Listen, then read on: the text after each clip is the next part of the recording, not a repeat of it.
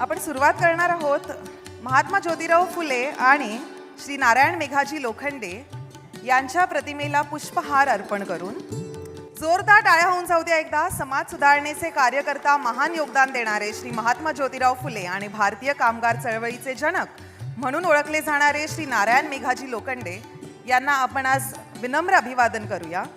महात्मा फुले यांनी सामाजिक न्याय, शिक्षण आणि समानतेसाठी आयुष्यभर कार्य केले, तर त्यांच्या विचारांनी प्रेरित होऊन नारायण मेघाजी लोखंडे यांनी कामगारांच्या हक्कासाठी आणि त्यांच्या कल्याणासाठी लढा दिला.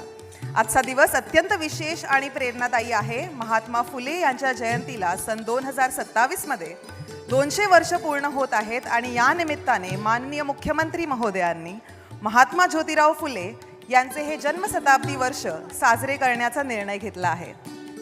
नारायण मेघाजी लोखंडे यांच्या नावाने आयोजित पुरस्कार वितरण समारंभ आणि महात्मा ज्योतिराव फुले यांच्या 200व्या जयंती वर्षाची सुरुवात हा एक अतिशय सुंदर आणि दुर्मिळ योग आहे.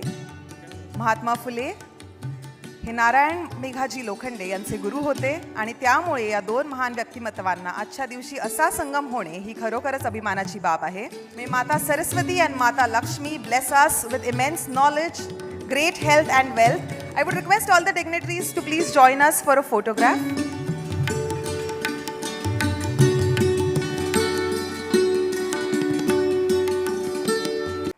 I would request everybody to please stand up for the national anthem and the state song. सर्वांनी कृपया राष्ट्रगीत आणि राज्यगीतासाठी उभे राहायचं आहे.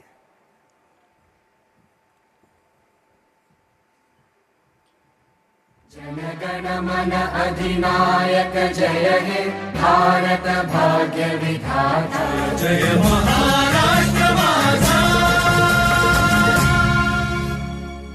भारत माता की, भारत माता की, वंदे वंदे आणि शेवटचा जय महाराष्ट्र. धन्यवाद. Thank you so much. A big thank you to all our dignitaries. I would request everybody to please take your seats.